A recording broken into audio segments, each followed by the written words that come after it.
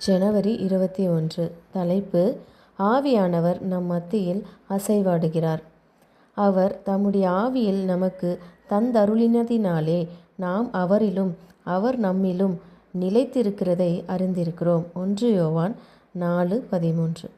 தேவ ஆவியானவரை நம்மால் பார்க்க முடியவில்லை என்றாலும், மீறுதல்களிலும் பாவங்களிலும் மரித்திருந்திருக்கிற மனிதர்கள் உணர்த்தப்பட்டு அவருடைய கிரியைகளின் கீழ் மனம் மாற்றப்பட்டனர் என்பதை நாம் அறிவோம். அக்கறையற்றவர்களும் வழி தவறியவர்களும் சீராகுகிறார்கள். கடின இருதயமுள்ளோர் தங்கள் பாவங்களை குறித்து மனம் வருந்துகிறார்கள் மற்றும் அவ்விசுவாசிகள் விசுவாசிக்கிறார்கள்.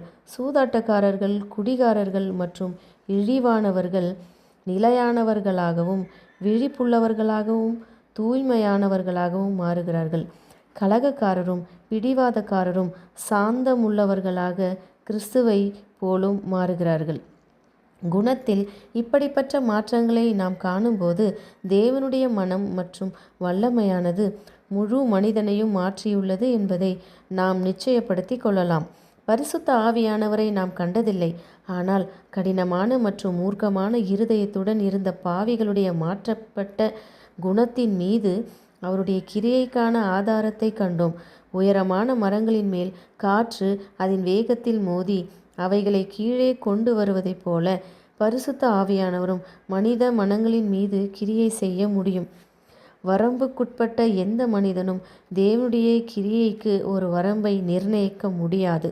தேவ ஆவியானவர் வெவ்வேறு மனிதர்களின் மீது வெவ்வேறு வழிகளில் வெளிப்படுத்தப்படுகிறார். இந்த வல்லமையின் கட்டுப்பாட்டின் கீழ் இருக்கும் ஒரு நபர் தேவனுடைய வசனத்திற்கு முன் நடுங்குவான். சூறாவளியும் குழப்பமான உணர்வு அவனுடைய இருதயத்தில் கட்டுக்கடங்காமல் எழும்பும்போது அவனது நம்பிக்கைகள் மிகவும் ஆழமாக இருக்கும். அவனுடைய ஆவி, ஆத்துமா மற்றும் சரீரம் அனைத்தும் இணங்க வைக்கும் சத்தியத்தின் வல்லமைக்கு கீழ்ப்பட்டிருக்கும்.